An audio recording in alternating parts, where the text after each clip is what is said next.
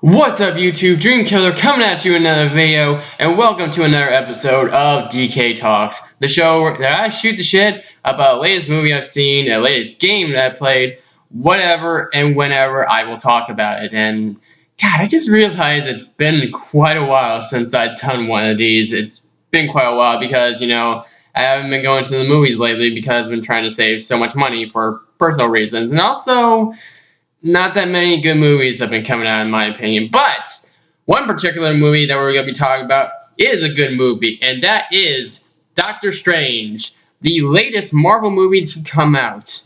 And I just heard recently that this is the 14th Marvel movie to be released thus far, and I'm thinking, God, 14 films, and Marvel still is coming up on top, and I say that because this movie is awesome. Now, before I get into this review, I would just like to quickly disclaim here that if you've not seen the movie yet, you need to stop this video right now. Go see the movie, come back, and hear my opinions thus far, because this will be spoiler heavily throughout most of this video. So, give it 5 seconds. 1, 2, 3, 4, 5.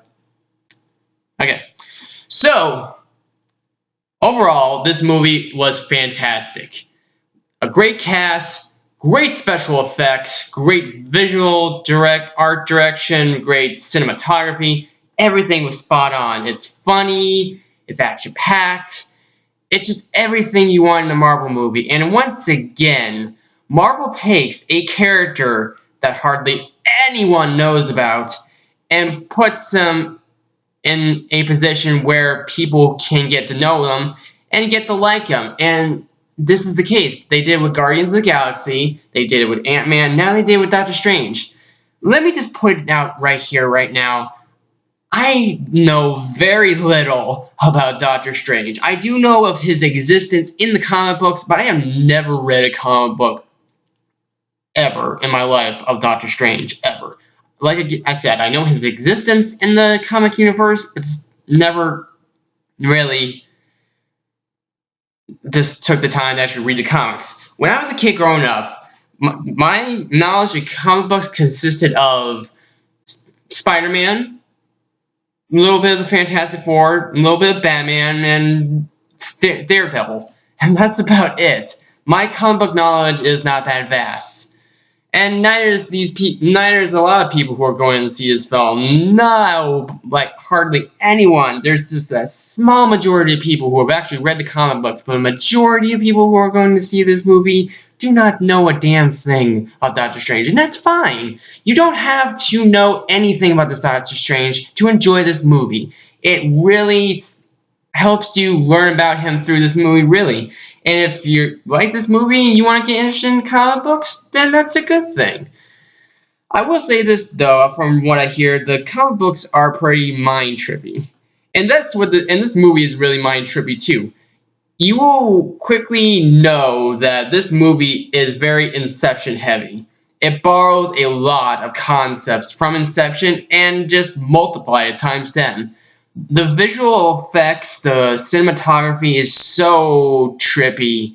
Like, I will seriously highly recommend that no one, I will fucking tell you this, no one should ever go to this movie high, because there's one particular scene where if you're high off your ass, you're gonna be losing your mind so quickly. And that's just one of many scenes that do that. Like I said, cinematography is just over-the-top gorgeous and mind-trippy in a good way. As far as acting concerns, Benedict Cumberbatch was fantastic. I've never really seen much of Benedict Cumberbatch's work. The only movies I've ever seen with him in was Star Trek Into Darkness, and I loved him in Star Trek Into Darkness. I thought he was a really good Khan. He really kept me interested throughout the entire movie. Never seen Sherlock, and yes, I can feel the hate swelling within people as I say that. Yes, I've never seen Sherlock. Maybe one of these days I will, but for the time being, I've just never seen it. don't really care about it. I've seen too many interpretations of Sherlock Holmes to really give a shit about Benedict Cumberbatch's interpretation of the character. So I don't know that much about it. But other than that, I never really got into Benedict Cumberbatch's work. But I do understand how much of a great actor he is, and he excels in this movie as well. He plays Doctor Strange as pretty much like Tony Stark, but with an ego that can quite possibly be more so than Tony Stark. My God, when you watch this movie in the first beginnings as they're going through his doctor phase before he becomes the spellcaster that we know for him to be, he's a dick. He is egotistical, and he knows it, and he doesn't care about it. And when he gets his injuries, when he gets into his car crash and he damages his hands, it's pretty much the end for him. It's pretty much he knows that he can't do what he's been known to do, and that drives him crazy and leaves him to cast out the people that care about him the most, especially in this one scene where the love interest played by Rachel McAdams, again, she's an actress I'm not a big fan of, but she did a good job in this movie. But she cast as a love interest, and my God, like Stephen Strange just throws so many insults at her in one scene. Like, being in the theater during this movie with a full crowd is the best because you hear all the reactions. And I was one of those people, like, when you hear the insults flying from him towards Rachel McAdams' character, you're like, holy shit. And everyone's like, holy shit. And it just gets worse from there. And it's like insult after insult. I'm like, God, can this guy get any worse? Like, you start to hate him. Like, I get it. The guy lost everything, and it's bad, but God, your ego, man. You make Tony Stark look like a saint. Like, you seriously grow to hate him, but then as he tries to find ways to heal himself and he becomes the Doctor Strange that we know, you start to like him. Granted, he's still got an ego, but it comes less as he starts to learn to be more humble and become the person that he was meant to be. And so that was great character development through Benedict Cumberbatch as Stephen Strange. Great character development. Okay, like I said, Rachel McAdams is great as the female lead, or the love interest, I should say. Even though she's not really seen that much, but when she's there, she's good.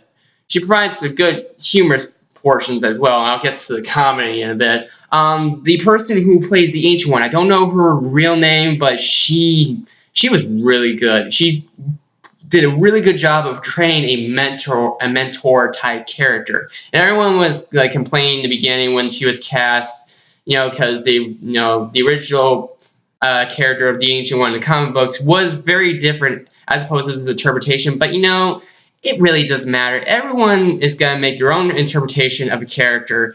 And it really all depends on if they can nail it enough. If they can nail that character and make you like that character, it really doesn't matter if they change just a little bit. And it's unnoticeable. Especially to me, again, who's never read the comic book, I honestly did not notice. She really worked as the Ancient One.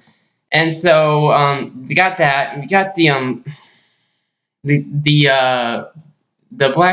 African American character whose name I do not know, and I don't even know his real name, but he was good too.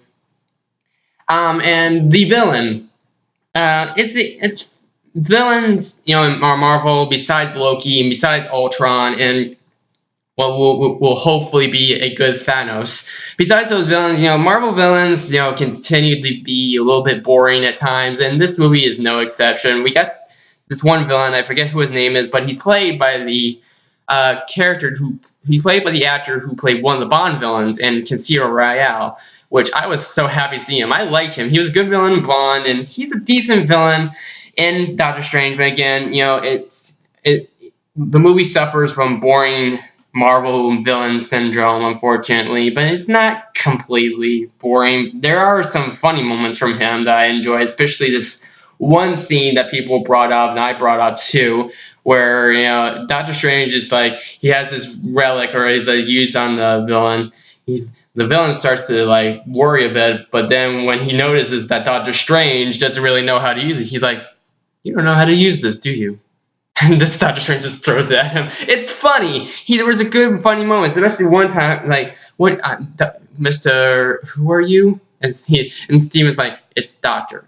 "Okay, Mr. Doctor," and it's just fun. There was good humorous portions from the villain. And now let's move on to the humor in this movie. The humor was so right on, and it was just perfect on so many levels for certain scenes. Especially the highlighted comedy scene was with Doctor Strange's cape when they introduced the cape. The cape is just beating the living shit out of the villain's henchmen. One scene in particular, the cape's got the one villain wrapped his head wrapped around. And he's just banging, bashing around his head. And it was just funny, and it just kept on going as Doctor Strange was teleporting back to the hospital to get his injuries treated. But yeah, comedy was super on top. And again, I've already mentioned, the visual effects and the cinematography were very Inception-like. If you liked Inception, you will like the cinematography of this movie because it borrows heavily from Inception. So that the cinematography and the visual effects alone are worth the price of admission. And especially too, like if you're planning to go see this in 3D and IMAX, I've heard from many people that it actually is worth the price of the 3D. Even though I didn't get to go see it in 3D, I went to the regular showing because I'm one of those people that don't really care about 3D anymore. I think 3D is just used as a tool to increase the ticket price. But from what I heard, the 3D was actually pretty decent. So if you want to see it in 3D, then it's highly recommended from other people. Myself, I can't really necessarily say, but there are people I watch on YouTube I trust more than anything else. So their word is given, and they say the 3D is good, then I think the 3D is good. And so go see it in IMAX 3D if you can. But that's about it. Okay, so let's get into the spoilers and just the two that are really important. It turns out that the necklace that Doctor Strange used to manipulate time in parts of the movie is an Infinity Stone. It's the Infinity Stone of Time. So we're introduced to another Infinity Stone, and it gets in your head, oh my god, how is Thanos gonna wrestle this Infinity Stone out of Doctor Strange's clutches, which makes you. It's gonna happen at some point in Infinity War, and I look forward to seeing how they show that off. And then it's the after credit scene. Well, there's the mid credit scene and the end credit scene. I didn't get to see the end credit scene because I never really stayed for that, but I did see the mid credit scene. We have Doctor Strange talking with Thor. We finally get to see Thor after his absence from Civil War, and we find out why he was missing in Civil War. So basically, first of all, they start out this little joke where Doctor Strange offers Thor tea. Like Thor's like, I don't drink tea, and so instead, like Doctor Strange gives him this big ass mug of beer, and it's just so funny to see how huge it is.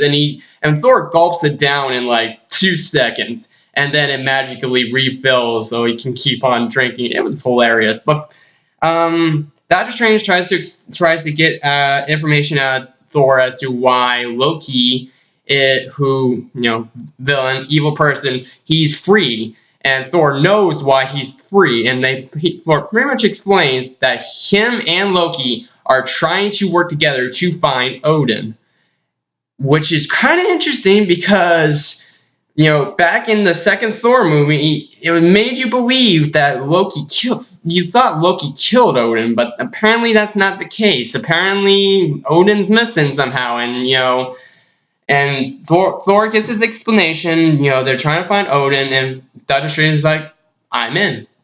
And that's pretty much hinting that Doctor Strange will possibly be in the next Thor movie, Thor Ragnarok, which is slated for next year. There's also a rumor of the Hulk being in the next Thor movie too, which that's good. I've also been missing Hulk a lot. His absence is kind of well documented. Wondering when are we gonna see him? We're not gonna see him until Infinity War, but no, we're possibly gonna see him in Ragnarok. So I look forward to that. That was a good little hint of what's to come in the next Thor movie. And with that being said, this next Thor movie looks like it's really gonna be good. It's gonna be that Thor movie we've all been looking forward to, even though I thought the second one was really good. But yeah, that's really all the spoilers I can say. Really, that are the most important. The Infinity Gem or Stone, sorry, and the cameo Thor explaining what's gonna happen in the next Thor movie. But other than that, this was an awesome movie. There are, problems with the movie, but they're minor. It's just a okay Marvel movie. It's just a very good Marvel movie once again, and Marvel just keeps, after 14 movies, Marvel is still up on top, and DC is still struggling, as always. And, you can make the argument, DC is still, developing, and, we got Wonder Woman come out. Wonder Woman looks good. But, it's just, Marvel is just clearly showing that they know a lot more than what DC knows, especially when it comes to them. Especially when it comes to Marvel connecting their universe, their cinematic universe with their TV universe, that DC, for some reason, cannot fucking figure that out. But that's another argument for another video that I kind of want to make, because that really pisses me off. But anyway, the movie's good. It's highly worth the price of admission, especially if you're going to see it in 3D. So it gets my thumbs up. Please go see it as soon as you possibly can. That's it. That's my video. If you liked what you see, hit that thumbs up button because my channel grows because of it. And subscribe because, as always, I have many more videos to come like this. Thank you all for watching, ladies and gents. I'm Dreamkiller. Gamers keep on gaming, and Marvel fans keep on rocking.